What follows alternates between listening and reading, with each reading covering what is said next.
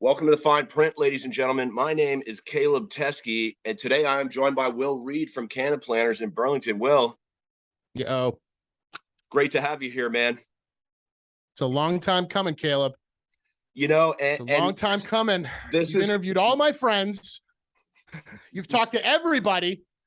I feel like the ugly guy. I feel like how I felt in high school, waiting for someone to pick me for the team or to ask me to the dance. My mic is all over the place.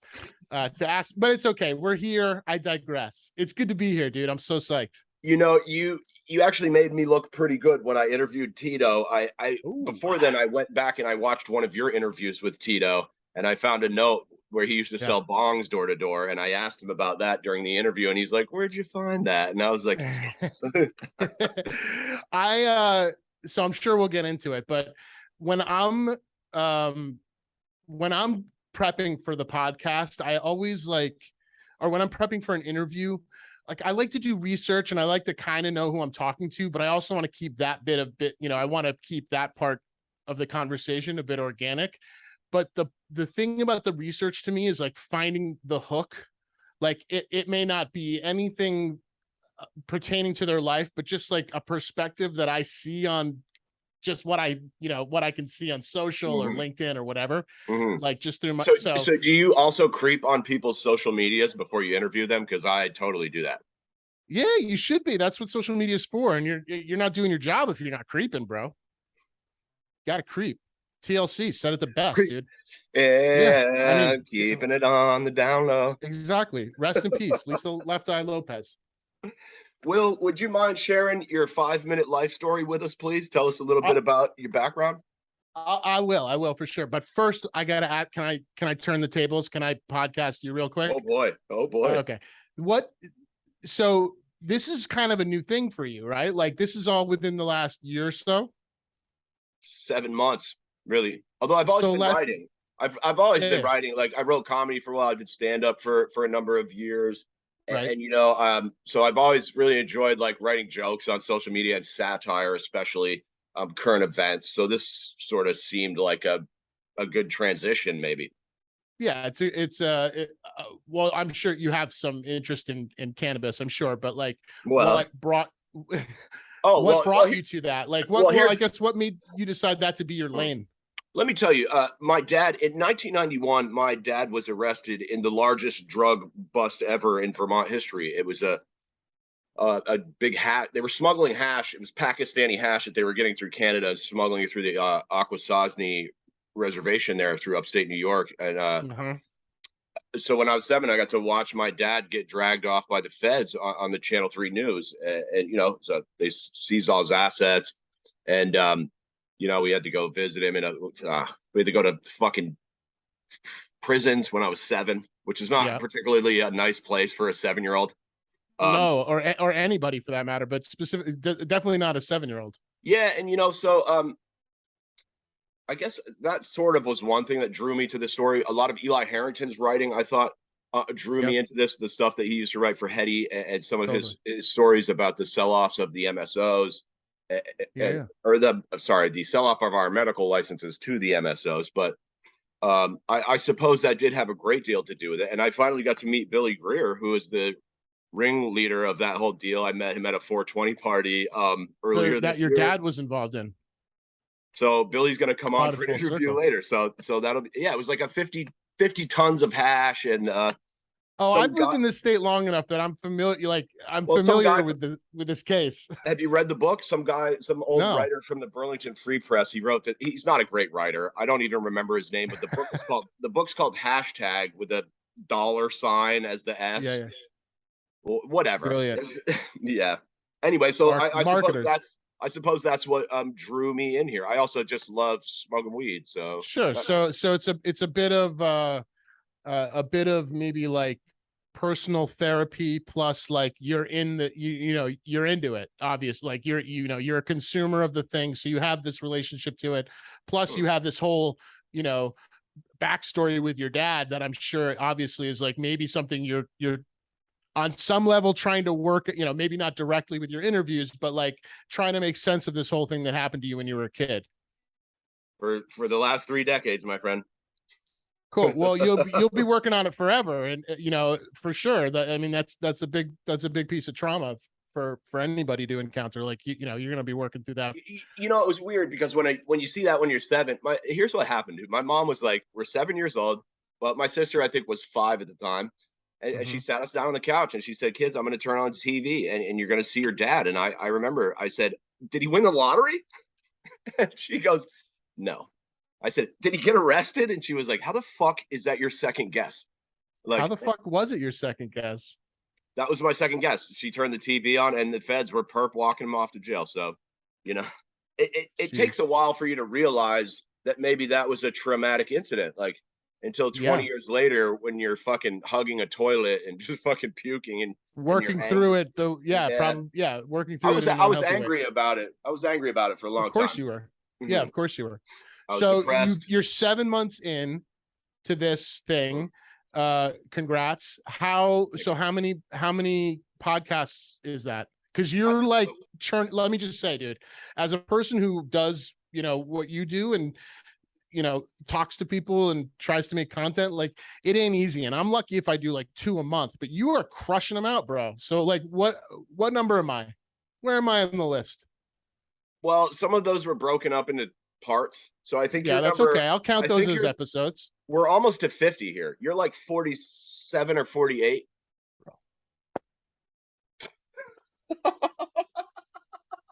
50 episodes, dude. I got 2 of them. We're I close. went to the party store for you. Congratulations, dude. That's your clip right there, man. That's your fucking clip. I just smoked Well, a you big go. hash Keep joint. doing it. I just smoked a big hash joint, so that was fun. I went to the party store. I was there at 10 a.m. because I knew I was coming on with you, and I knew you've been crushing them out. And I just wanted to celebrate it with you real quick because it's I want to hold on a second. Look at my wife is gonna freak. Look at this office. Now, women love glitter, so they'll be fun. Yeah, well, I clean it anyway. I'm the neat freak. I'm did I just lose my camera? All right. So congrats. I just wanted to celebrate you, man. You've been at it. You've been putting out great content. Thank you. Thank I you. don't want to talk. I don't want to talk about your Curaleaf expose before it comes out, but I'm proud of you for fucking doing that shit. Keep doing the thing, dude. Keep doing it. I mean, we've talked about this privately, but like I'll say it publicly on your show. Like, keep going, man. Keep going. Don't stop. Don't stop.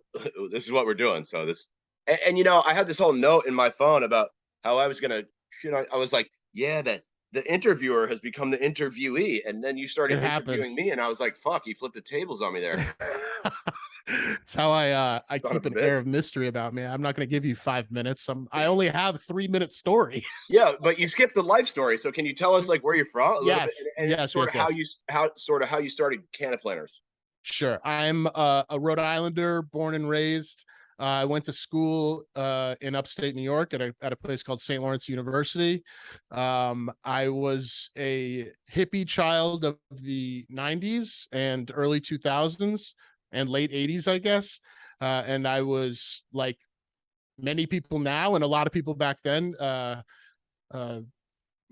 fairly obsessed with the band Fish, and I was also a musician. So while I was at St. Lawrence, I started a band. And when I graduated, where do people who love the band Fish that are in a band go? They come to Burlington. What do you So play, Will? What's your I play instrument? I play the guitar. All right. I play the guitar, and yeah. So my band and I moved here in like 2004 or something like that. Um, and actually, my creative director, the creative director for CannaPlanners was also, we were in the band together. So we kind of, we'll get there, but yeah, so that's how I got to Vermont, through music. And then that didn't pan out. It's a lot more work than probably I was ready for. But we toured the country many times. We played 100+ shows a year, sometimes 200 shows a year. So we were a busy band, but it was, draining on me. So the thing that happens with bands that don't exist happened to us, and we broke up. So It's like actresses that go to fucking Hollywood. pretty much, pretty much. We took our shot. We took a swing. We had a lot of fun. We made $0, and at the end of it, we decided to go our separate ways, and that was, let me ask you this: is yeah. the fun more important than the dollars? So here's the funny thing about music, and I think that this is less an ideal now than it was back then, but this idea of selling out, it was always something that like kind of haunted me, and not the idea of like, and I didn't even know what that meant really, but there was this, as opposed to now where the like that opposite psychology in younger people exists, where it's like put myself out there, I'm worth everything I'm worth, give it to me, right? Or let me get this. That was less the case back then. So in the beginning, no, we were happy to play music, and we were happy to be in a band. Like it was a great opportunity, but I have confetti everywhere.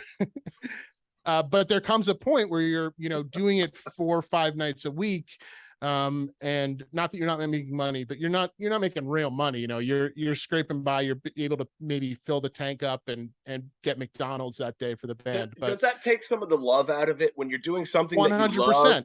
Yeah. Yes, But you're doing absolutely. it as a job way too much.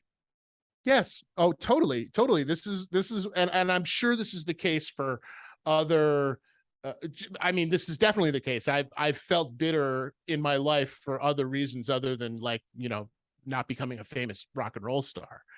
You know what I mean? I think it's just, if you're serious about it, which I for sure was, like if you're serious about taking the opportunity and it just doesn't work out for you, when you're younger, at least, that might make you feel a little bitter. Now I recognize the opportunities that failure brings to one's personal growth. And as someone who's failed a lot, I'm also starting to recognize some of those opportunities. You got to do it, dude. And I talk about this a lot on my podcast, which where I like to talk to entrepreneurs kind of about that journey, and the failures generally to me are the most interesting things, and the things that I want to talk about most, because and for that's people how listening, isn't that how the best lessons are learned, really? yeah, if you're self-aware, which is why like hindsight is 2020, but Yeah. you still have to have some semblance of self-awareness. So why don't you tell us how you sort of built up the CannaPlanners? Because boy, I've been talking to a lot of people who are just they're like, yeah, we're doing the CannaPlanners, we're doing it's like you're Yeah. getting a lot of attention in Vermont. So how did you what was the idea, and how did you sort of build it? So in Burlington, anybody from Vermont will be familiar with dealer.com. I mean, maybe other people outside of Vermont are familiar with dealer.com, but dealer.com is a company here in Vermont that basically does digital marketing for the automotive industry. They build websites, they do digital marketing for not the automotive industry, but car dealerships specifically. They're a global company. They were purchased for something like $998 million the first time they were purchased. Excuse me. Yeah, I got a couple of friends that work there. Yeah, a lot of people from Vermont work at dealer.com. So they're a humongous employer. Anyway, that business I heard they're model. great also, just as a side note. Oh, yeah, I'm sure. Well, a lot of my employees are former dealer.com employees. The people I know that work there fucking love it. Yeah, it's a great company. They're big. They have budgets to, they have great benefits. I mean, they're a real company for sure. But anyway, I recognize that business when I moved. So the band breaks up. I moved to New York City for a number of years. I meet my now wife, and eventually, I'm there for maybe 8 or 9 years or something, and we decide to move to Vermont. How long you been married, Will? Oh, Jesus. Caleb, you had to ask that, didn't you? No, I'm coming up on my 7th anniversary. Okay. Sorry to interrupt. Go ahead. So my wife and I move up here. We moved to Vermont. I get a job at a company in Burlington I'm selling websites. I'm selling websites to summer camps, to you name it, healthy living. I built a ton of websites when I moved back to Vermont for lots of companies. But I was watching dealer.com and I was seeing what they were doing. And I was, this existed elsewhere. There's a company that does, same business model for the real estate industry. There was a company now defunct that did it for the grocery store industry. Grocery industry, groceries, Big broccoli. something. So for grocery stores. So this model existed. And for whatever reason in Burlington, it was just like lots of very successful businesses, some way more than others, who were able to just focus on a vertical. So to answer your question, I'm working a 9 to 5 for many years, as a business development manager, as the director of a department for an interactive web development company. And the CBD thing starts happening in Vermont. So Farm Bill started in 2018, I believe. So the Farm Bill was the federal bill that allowed the country to grow hemp. Vermont allowed the growing of high CBD hemp a few years before that, along with maybe Oregon, a couple of Kentucky, a couple other states. So there were a handful of states in the country that were exploring commercial hemp, CBD, this sort of thing.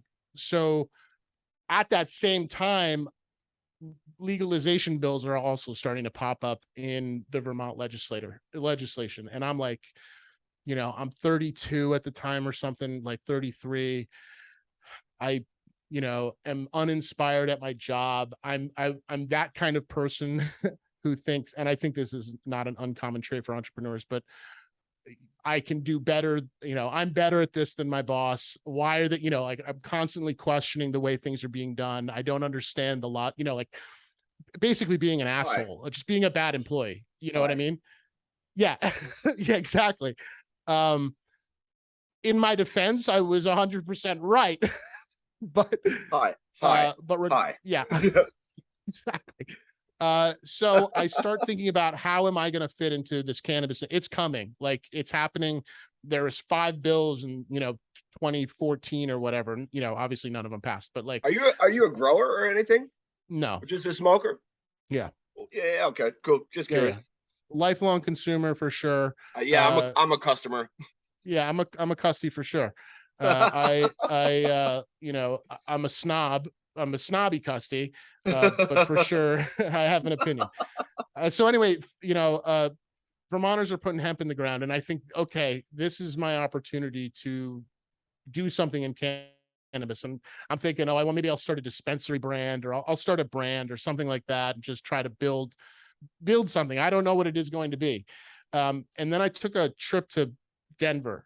I went out to Boulder for a week, and just to see what was going on, to network with a couple dispensary managers, to see what was happening in his state. Did you have a couple contacts out there, or did you just go on a whim? Both. So I had a meeting set up, but I was there for a week, and I networked through friends I had there, and this one meeting I took to basically, book up my week. So yeah, cool. I just went out as a spectator and was able to network, which, network people. If you're listening to this, talk to people, go meet people you don't know. So I went out there and I was pretty stunned at how shitty everything was. Not the product per se, but there was no, like, I went into a dispensary and bought weed that was given to me in a Ziploc bag, and it's just not what I was expecting. I was expecting real retail, and now of course that exists, but then it was just a really strange experience. So a Ziploc bag in Colorado? For real. And this is like, the security was high, so the experience, so it's all professional, and then you get weed in a Ziploc bag. No, it was completely an unprofessional experience. So when I'm in New York City, I'm working for Apple, right? I'm working at the biggest retail stores on the planet. You work for Apple. I won't hold that against you. Okay. I won't turn my stuff around and show you the small Apple store that I'm sitting in right now. But I worked for Apple for many years, and I definitely drank the Kool-Aid of brand, just brand synchronicity, making sure that there's a retail experience, that people are getting something out of a purchasing experience beyond the consumer product good, right? So I had drank that Kool-Aid, and then I went out to Colorado and I was like, oh, this is disgusting. Like you're frisked on the way in, your ID's checked multiple times, and In a this is the way it dispensary? is. Oh, hold up. You're frisked on the way into it like a dispensary? I'm embellishing, but Okay, okay, the amount of security is like ridiculous. okay, And of course, okay. again, this is 10 years ago. It's completely different story now, but that's what kind of led me to think like, okay, there's I can take what I've been doing in Vermont, which is selling websites, understanding technology, understanding marketing tech, digital marketing technologies, and that, understanding that and how that impacts businesses. Plus what I've been doing in my prior experience at Apple, like just that, that whole experience, and kind of put them together. So I came back and yeah, CannaPlanners was the thing. So people, Vermonters were putting hemp in the ground a little bit prior to the rest of the country, prior to like the huge saturation of like 2019. And I was able to start small. That's what I did. I partnered with a friend who could build out a web platform, a page So builder. you had a friend that was a nerd who helped you build this whole thing. Yeah, I mean, he's my business partner, but And look, yeah. I went to engineering school, so I have a lot of friends that are nerds that help me build things. Oh, Corey is the nerdiest of them. He's actually not. He's, he, And yeah, how many employees do you have now, Will? 12. Yeah, we had 12. 13, but one of Wow. them just got an offer and went to a different cannabis company, actually. So And what do that's the thing, is our employees are starting to get poached by other cannabis companies. can I So I'm ask you there. this? Yeah. What are your employees? What are their functions? What do you have people doing? Yeah. So it's all customers. Everybody is selling. Everybody is in the customer service business. Everybody who talks to a client is in charge of providing good customer service. That's their task numero uno. And then the company is split into, we have a small sales team, which is me and two other people. We So you're have, still doing sales, even though oh dude, I do everything still. Like I come in on Sunday mornings, at 6 a.m. and vacuum the office still. What's your work schedule like? So I've been in Vermont I've been a little bit nomadic during COVID, and I've been not permanently in Vermont, but I've been in Vermont for the past 3.5 weeks, and I've been here every single day. So when I'm here at the office, I'm like, I'll come here. I love it. And it's like, that's why is I love being here. I love, like, there's always something to do, as a person who's starting a company, but there's always like, it's my thing. Like it's like I'm world building. Like I love that, like I'll come in on Sunday morning and like clean up and like maybe go, buy a new plant. Like I'm trying to create a vibe here. And like, that's You're part of it. cleaning up. Are you the janitor as well? Yeah, for sure. Yes. Who do you think is going to clean up all this glitter I just threw at you? Me. I thought it'd be a Guatemalan woman on a J1 visa program. Soon she'll be here. No, for you sure. do your own work. Yeah, I do it all. Yeah, so Hmm. so the staff is it's all production, right? So we have really our core services are creative. So we're building brands for companies, we're building their logos, we're maybe outfitting their stores, putting signs, whatever. We're doing all the brand building and then application of that brand. That's one side. We have our creative director Josh, who used to be in my band, and now we Sorry. run a company together. He probably last year, probably this year. Let's see. So it's end August. He's probably created 20 brands this year alone, and I would say like at least 500 products. Like at least. And that's I've just seen a products. couple of your logo designs that you've done for at least one of my previous guests. And honestly, I told him, I said his logo was great. I thought it was beautiful. I was like, why would you pay someone to touch that up? And then I saw actually what was sent back, and I was like, that is nice. That is a little bit, that's popping. It's, Yeah. it was just Thank you. that little accent to sort of make it pop.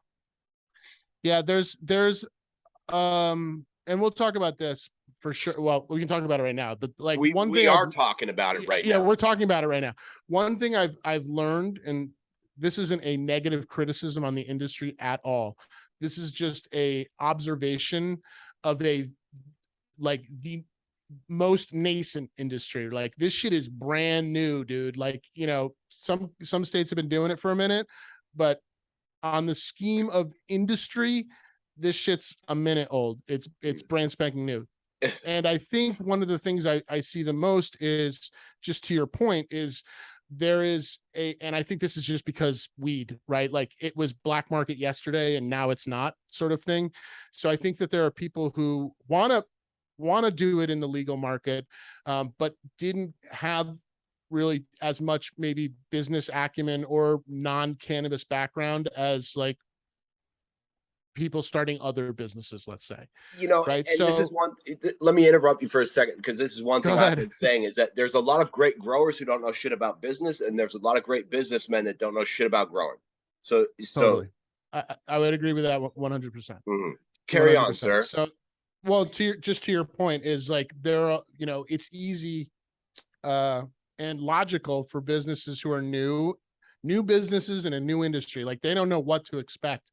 It's easy to bootstrap a lot of those things that they may not think is as important as growing the most fire strain of whatever like dope genetics they have. Um, I would argue, unfortunately, and I'm a snob. I'm a snob custy. I said this.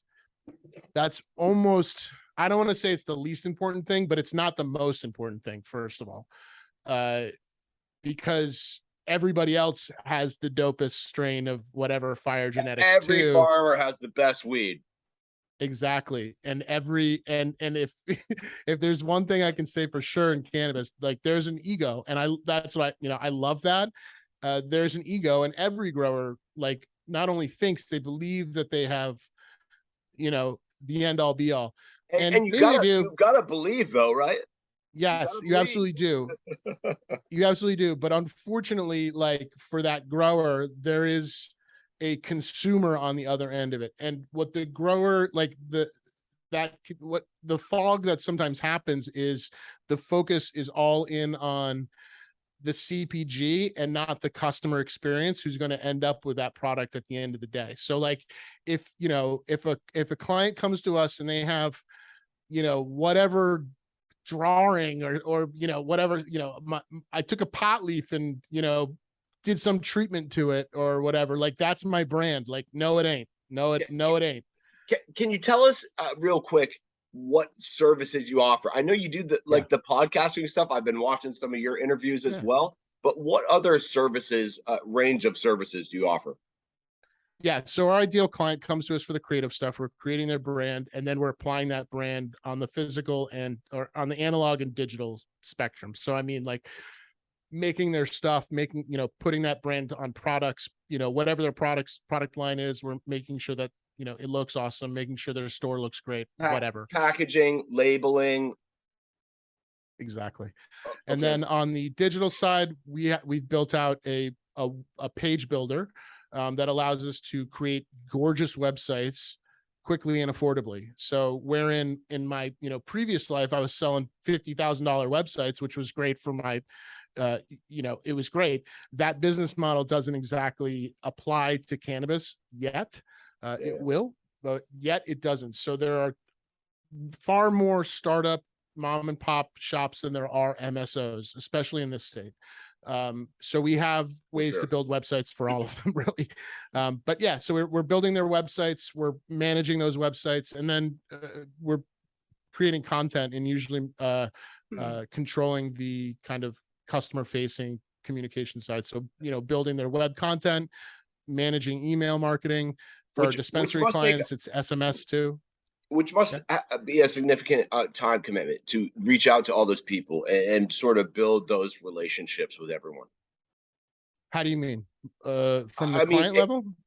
do they call you? Are you reaching out to Ah, them? yeah. How's the transaction go? Because I know, like Dude, when this I is want to do. such a good question. Like, this is like you're asking a really simple thing, but like It's also such a good question, Caleb, because like I didn't know. Like I knew when I started the company, I knew I could sell, and I knew I could sell. Right. I came from Apple. Like you're you're given the skills to like have a normal non pressure filled sales conversation, which I loved. I hate being a used car salesman. Like I don't like pushing solutions for bottom line. Like that ain't my style. Like my style is like finding a solution that works for the customer, right? Like that's my style. So to answer your question is, dude, I just like put myself out there. And that's why I'm celebrating you at the beginning of this, because that's the hardest part of all this shit is just like putting yourself out there, because there's that That's the voice in your head. easiest part for me. The hardest part is not Oh, you're sounding like a lucky. fucking idiot. That could be a hard part too for me, for sure. I can relate to that as well. But I But feel you though. putting yourself out there, and it is the fake it till you make it is real. In the beginning, we had no clients. I mean, obviously, we had 0 clients, and now we have we're pushing 300 soon. We're about to launch our 250th website or something. And like some of my best contacts up here, you've done their work. Well, I appreciate you saying that, dude. Yeah, we and worked hard. I mean, it's easy when you're in Vermont, like we're a Vermont company, shit's happening in Vermont on the cannabis, obviously in the cannabis space. It's happening. It's definitely crunch time right now. But I ever since day one, it was just, I went out and networked. I went to, you brought up Eli. Like Eli was one of the, he was a big part of me starting this company, that dude. Because I saw him putting himself out there.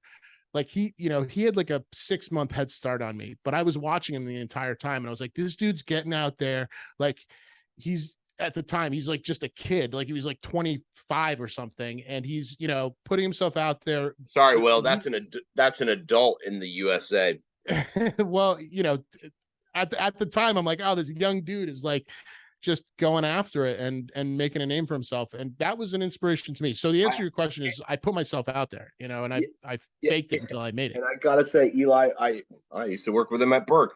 And I also, some of the stories he wrote really dragged me into this. So yeah. Props to Eli. We'll link him in the description. At Vermontawana. Yeah. And so how many clients would you say you have in here in Vermont? In Vermont? Yeah. 100, less than 100, but. And what about other states? You said in Vermont. So we're in every state. Yeah, we're in every single legal state. So part of the thing that happened in COVID is, so when COVID first hit, I, like a lot of business owners, figuratively shit my pants. Like I was like, this was fun. This was a fun run. This company's going out of business. I guess that was it. Nice knowing you. Yeah, but the exact opposite happened. Like that sort of state of anxiety, I gave myself like an hour, maybe 3 at most, to like freak out. And then I just sat down and figured out what the future of this company was going to look like. And it was surprising and unsurprising at the same time. Like and what I mean is like, except for that 3-hour block where I was really, anxious, I never gave up confidence on what I thought this company could be, which is a national answer to an emerging industry, right? Like this thing that I just like wanted to validate in my backyard in Vermont was easily applicable to the other, at the time, 18 states that were legal, now 28 or whatever, 32, whatever it is. And we were able to scale it out. So at the beginning of COVID, we released a new product that was 1/3 the cost, because the thing I learned about recessions and things like quarantine is that's actually when people become entrepreneurial, because they're also figuratively, maybe literally, shitting their pants about their future, right? You got to get creative, right? Yeah, like maybe I'm gonna get fired from the 9-to-5 job I have. Like, like that, and that happened to a lot of people, right? In the beginning of COVID, and what happened was like these people all started making, at the time, CBD companies. Like they were building their cannabis brands. So in that first year of Did you work COVID, with CBD companies as well? yeah, that's how we started. So like we Cool. figured this whole thing out and built the brand, the CannaPlanners brand on CBD. But then Oh, I hired sales staff who weren't Vermont residents. You know, my Ryan lives in Boston, and he was like, you know, he doesn't really, he doesn't not care about Vermont, but he doesn't care about it in the way that I do. He wants to go sell everywhere else. He wants to go to, you know, Colorado and be in California, bang, bang, boom. So now we're in, the answer to your question, which was how many clients do you have, is we have a few hundred, and we're in every single legal state right now that has a dispensary. So we've pivoted a little. you are in every state that has a dispensary. Yeah, every legal state we have a presence. Wow. It's crazy. Wow. It's totally crazy. That's awesome. Yeah. Yeah. And it's because I just have like, we have a good solution. We have a really good sales. Who's your outreach graphic strategy. designer? Who is your graphic designer? Because some of those designs look really nice. Well, we have a few, but our creative director's name is Josh Cleaver. He's the creative director of the company. He was the bass player in my band. And yeah. Oh, so wait, so your band is also your graphic designer. Yeah. It's come full circle. Wow.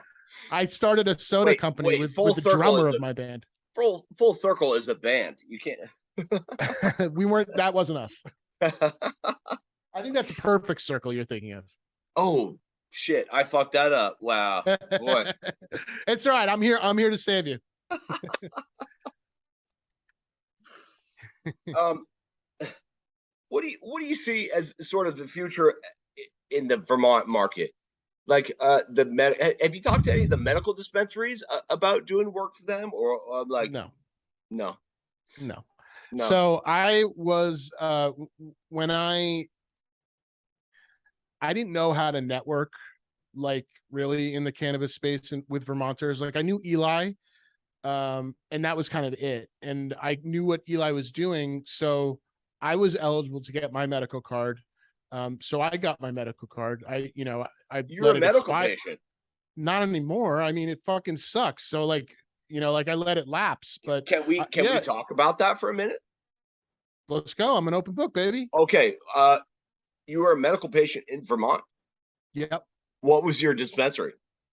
Champlain Valley Dispensary. Can you talk a little bit about your experiences with their services? Yeah, I hated it. It wasn't, and it just continued to validate. So let me just say this real quick. Like I have a legitimate say it real long, if you wouldn't mind. I have a legitimate medical reason to get a card. I have glaucoma. I have eye issues. So I've had glaucoma for some reason since I was like 22. What wasn't that the original fucking reason for? Dude, I'll tell you what, like my friends all thought I was like, they're like, you're fucking with me. Like, I was like, I have glaucoma. They're like, there's no way. You like, all you do is cheap weed all day long. Like, you got glaucoma? I was like, I guess. Like, so there was a bit of irony there, but like, I never particularly wanted to take advantage of the medical program in Vermont, mostly because like, I didn't need it, like I didn't need it. I didn't need to use the dispensary system. But when I knew that I wanted to like enter, I thought it would be a way to network, honestly. Like I'd get my medical card, I'd go to the dispensary, I'd meet some people, whatever. Like I honestly thought it would be a way to network and maybe validate something about myself that would, ingratiate me into like this industry that didn't exist. Right. So that was that was a big part of why I got my medical card in Vermont. Now, when I became a shopper at Champlain Valley Dispensary, it validated the business idea that I had come back from Colorado with, because the experience wasn't that bad. It wasn't bad, but it just wasn't where it needed, like where I saw it, where I thought it could be. It was still like very gated. It's no secret how shitty the weed at like the dispensaries are. Like I'm not like shedding. I mean, you want to talk about, can we? No, in Vermont. Oh, like it's no secret that the product. what products have you purchased from dispensaries in Vermont? Yeah, I mean, this is years ago, dude, but I would get flour. I would get maybe a vape cartridge at the time. Like that was about it. Maybe like a quarter of whatever flour they had. And I probably visited the dispensary like 50 times. I probably went there a bunch of times. I went there a bunch, but like Okay. every time it was like I would leave and I would be like, what the fuck? Like, why am I doing this to myself? So Like, so you're leaving, you're not even mad, you're just disappointed. So, or something. Well, I definitely experienced the powdery mildew, like the bad gross weed, like So, that. so you were sold some moldy weed from a Vermont dispensary, or Bro, they didn't like me there because I would come back and return cartridges. I would return them. I thought all those sales were non-refundable. Not back then, not for me, they weren't. So they actually like did. I was like, what the fuck? So you brought products back to them and they refunded your money. Yeah. Yeah, they exchanged for a different product. But yeah, it was How do you mostly feel I about can remember doing that with cartridges. Like it happened all the time. you brought They would sell cartridges cartridge. back? Yeah, all the What time because they didn't work. didn't flow right? They straight up just wouldn't flow, like or whatever. Like I would, it happened to like a dozen times. I'd bring shit back there. Wow. Yeah. How did you feel about their customer service? Um. Well, I've gotten to know some of the former employees there fairly well since they left. They there, had a lot of great employees, and I'm going to say that right now. They had a lot of great been on my employees. show, and they're good people. Yeah, my like Meredith, definitely was working at Champlain Valley Dispensary while I was a patient Meredith, Father to there. Meredith. And yeah, like the employees were great. Like here's the thing, it's not about the employees there. It was a top down thing, and that is something like as a business owner, like I'm very conscious of that shit. Like if there's a bad employee, it's because there's a bad boss sitting behind them. Like that's why. So like I was never upset with the employees there. Like they just had to deal with the brunt of my bullshit as a like a unhappy customer. But like I never like took it out on them as like it wasn't like that. It's not their fault, is it? No, it's the top down thing, dude. Like that's how every business works. The shit flows downhill. Yeah. And if you're a good boss, if you're a good entrepreneur, like that shit flows right back uphill too. Like hey, there is, do your employees like you? Man, I hope so. Should we go ask them? one of them's married to me, so I hope she likes me. I think so. Yes, I would say yes. We all have a like that, and that's what I was saying to you earlier. Like, this is not a sterile vibe over here. Like, there's a vibe. There's like we're very self-conscious. There are a bunch of musicians in the company here, and we kind of, the analogy we make is like, we realize that and this may sound like some arrogant bullshit to some people listening, but it's not to me. I take this stuff very seriously, but we're very conscious that we're in a band that's breaking right now. You know what I mean? Like we're on, we're looking out the window as we're like flying. We're like, oh shit, this is happening. Like we're very conscious of it. When's your next show in Vermont? My next show in Vermont? What do you mean? In a band? Oh geez, no, those days are over. Those days are way over. I don't miss carrying an amp. Let's just say I don't miss carrying an amp. Yeah, no more shows, Caleb. Let me ask you this. Is there any growers or brands or businesses in Vermont that you're really excited about, that you see that might really pop out here? Well, you said, I mean, you alluded to how many Vermont clients I have, so I don't know that I could say that without pissing somebody off. There are a few who I am very excited to see what they do. There are a few. Yeah, maybe that was a little loaded. I'm sorry. It's okay. I'm proud of them all like that. And that's the thing about taking a risk. Like this is like the biases of them being clients, almost nothing to do with it. Like I am proud of all the, like our clients who are taking these risks, Vermonters and everywhere else, like There is a lot of risk there too, huh?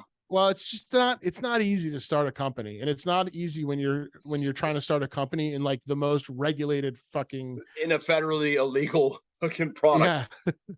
yeah. Yeah. So I'm proud of them all. And to go back to your last question, which is what is my kind of, if I'm looking at my crystal ball, what do I see Vermont?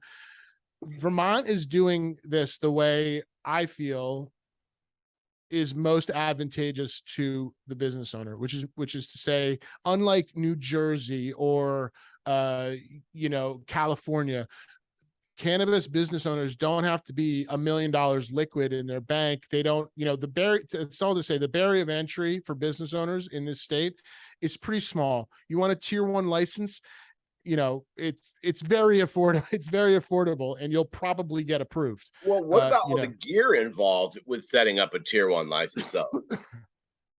What do you mean? All the lights and the electricity and oh, it's all expensive, dude. Yeah. This is all expensive. This is farming, man. This is farming. We're trying to recreate sunlight. Like, it's not easy. But there's gonna be a lot of cannabis in this state pretty soon. And I think that, capitalism is going to do what capitalism does, which is, people are going to align with their brands. And some of them are going to be great, and some of them may be great, and we'll never know. I saw you at NECAN. Were you a sponsor of NECAN? But are you sponsoring any events in the area here? We sponsor some shit. Yeah. I don't know if we sponsored NECAN. I think I decided that a little. Okay, maybe. Yeah. We had a party after. I mean, we had a big party after. I had a great time there. Fun. Oh, I saw the Forbans guys there. I saw Nick and Ann. Oh, that was just it was a good time. That was a great night, man. Good time. I think we gave away 300 pre-rolls. We gave away an obscene amount of weed. My gift bag was really nice. Oh, you got one? What's up with I got the second to last one. There was 2 left, and I got that second to last one. Yeah. What's up with those tonic beverages? Do you know? Yeah, so Tonic is a company started by my friend Sean Rice and also the dudes who own Foam Brewery. So they're, building out. Foam is in Burlington, correct? Yeah, on the waterfront, exactly. Yeah, right down there. Yeah. Amazing spot. But beautiful. It doesn't get much better than that in Burlington, right there. No. So yeah, Sean is another graphic design genius, and the guys at Foam obviously know what they're doing, so they're putting their heads together there. That stuff was great though. Definitely great. Tell me what else was in the gift bag. Pre-rolls. There was I don't even remember. I saw some Meredith Man CBD maybe. Oh, yeah, Magic Man. Yeah. Meredith. Absolutely. Meredith was one of my first guests. She's a sweetheart. She's the best. Yeah. So yeah, Meredith from Magic Man. Probably a very early client of ours, and one of those businesses who used CBD as an opportunity to build the brand into what they're going for today, which is an adult use brand. So like there are those brands that have used CBD, the CBD industry to their benefit, so that when the time comes, they've already got all these assets. They've already they've had we've been ramping up. It's like yeah, exactly. And we have there's a handful of companies like that, clients of ours who are taking that approach, and it's just, I don't want to say it's easier to transition them to rec. It's not easier, but we have more to go off of, as opposed to those companies who are coming to us and they don't know who they are. Maybe it's not easier for you, but it seems like for them, they are more prepared to switch into that. Yeah. We have a lot more to go on. There's more of a story to. And what is it like if you guys are doing labeling, like for all these different products, an eighth jar, a quarter jar, a half ounce jar, edible package. How do you go about dealing with the labeling requirements with all the warnings and this may cause psychosis or whatever the fuck? How do you deal with that kind of issue? We have a living Google Doc that we just put kind of links to the state regulation, or, you know, the kind of the most important bullet points of what that state requires. But yeah, you know, we're obviously, we try to make everything 100% compliant, but, you know, all those things that we're submitting to our customers for sure need to be approved by lawyers or whatever. Do you But have to run yeah, your label? Do you have to run your labels by the CCB? do we have to, or do the clients have to? The clients have to, but we don't Okay, have to. so you No, design the label, that's you their pass it responsibility. to the client, and they give it to Absolutely. the CCB. Yeah. Yeah. And then what? If it doesn't go through, they pass it back to you and say, "Hey, we got to touch this up or something." Yeah, sometimes there's a revision, but I mean, if we're just talking about Vermont, the packaging regulations in terms of like the creative design and what is supposed to fit on the packaging is pretty straightforward. So we haven't had any problems yet, But like but there specifically are from some the state. limitations on the like. I believe I saw that like the type of font you can use, or the size, or the verbiage you have to have on there. Some of that stuff is definitely required. Hmm. Yeah, for sure. And So, so, but that's regulation, you know, right. I guess at the end of the day, like that's part of, sorry, I hope I'm not screaming over my AC, but it goes on and off. Your And mic I'm sounds great, conscious. dude. I'm glad you I'm, brought a mic because you're the first guy that did that, and this is gonna sound better than anyone else. I'm a podcaster, bro. I got lights. I got a backdrop, like you know, You got a wood wall. I got a wood wall. I Last had time I someone thought build it was this a wood wall for me. couch, but now you got a wood wall. Yeah, for the first couple of seasons I was floating, you know, I was renting an office. I wasn't in Vermont, so I was like finding places in New Hampshire, co-working spaces, that's or Airbnbs, whatever. But now I have my own space, and it makes things a little easier. Yeah. There is a convenience for sure. Except when I have Uh, to like kick the wife out and say, I need the studio. But then I'm gonna have to vacuum all this would have glitter out. been better if you brought her in, and then she could be like, she could yell at She's you like, building websites. she's She's like, building Will, websites. what's for dinner? She has no time. She's definitely building websites. So So she helps with the business. oh yeah, for sure. She is a So full-on this is a production. this is a family owned business, huh, Will? Oh yeah, for sure. And I've seen a lot. Family. You got one. That's it. The third time's a charm. No, it's definitely a family business. I think like I when I start, like I was just very aware. I'm still aware of like the responsibility I think I have in building this company, which is like there are employee, like there's lives, there's like things that get, you know, like we're impacting businesses. Like I have employees with kids, you know, like all of that stuff. It weighs heavy on me. And all I want to do is create an environment where these people, my employees or my clients, like can come to and understand that there's a vibe. Like we're a creative agency, we're having fun, like we're working in weed, but like we take this very seriously and we're going to crush it for you. So like there's definitely an element of like comfortability that exists at CannaPlanners. Like Is that important to you to make your employees feel like they're welcome and sort of comfortable in their working environment?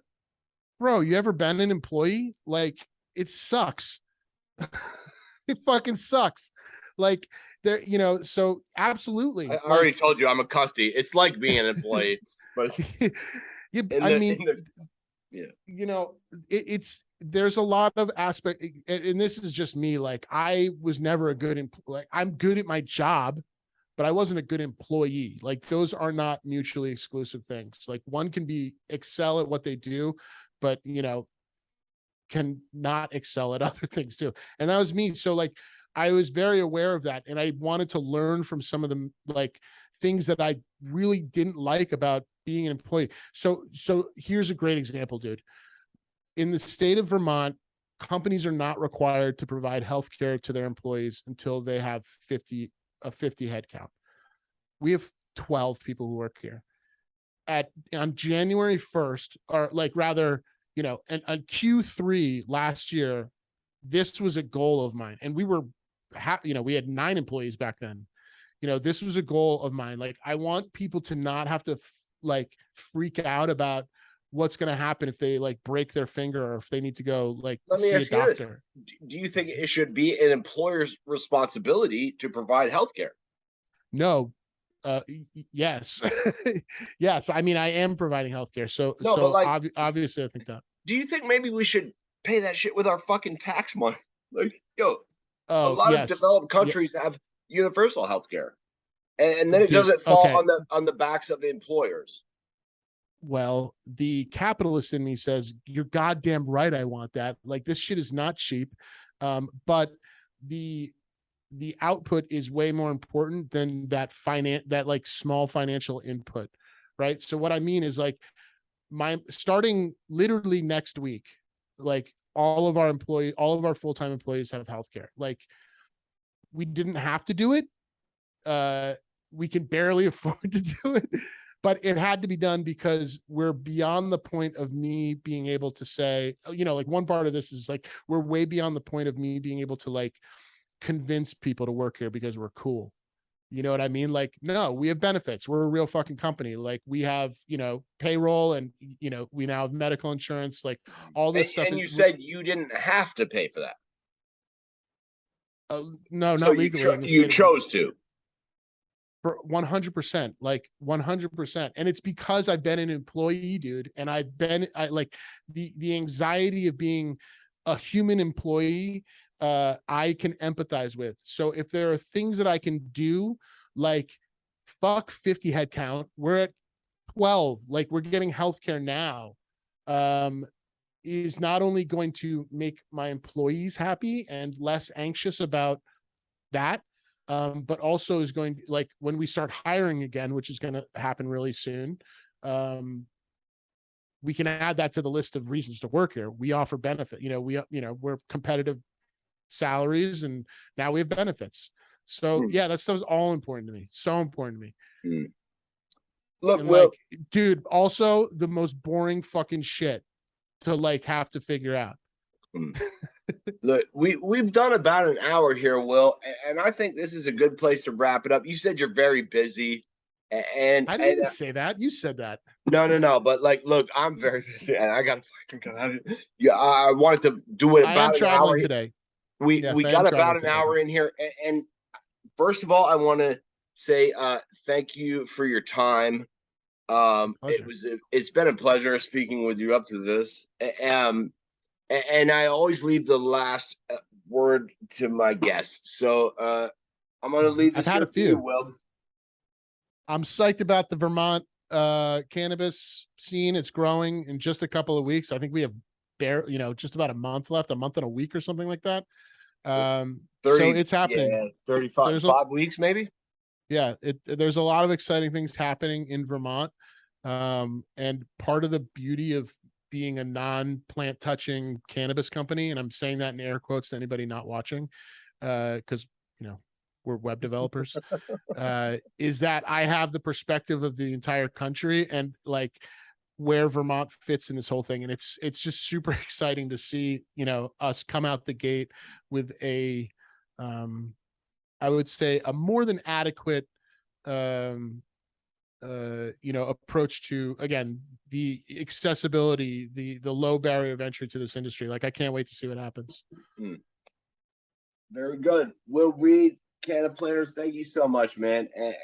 Dude, my pleasure. I'm glad we finally got to do this, and best Same. of luck in the coming 5 weeks. It's gonna get fucking weird here. Yeah. Well, same to you, man. Again, like, keep cranking out the content, keep putting out podcasts. Yeah, I'm happy to come back and talk to you again anytime you'd like. We're gonna follow up, Will. For sure. Yeah. Thanks, chat. You. And that's the thing about the industry, man, is like, it's like dog years. Like, you talk to me in 6 months and like, who knows what's going to happen? Like, it's, like 8 years. So things happen quickly. It's been a pleasure, buddy. sir. Good luck with everything. Thanks, brother.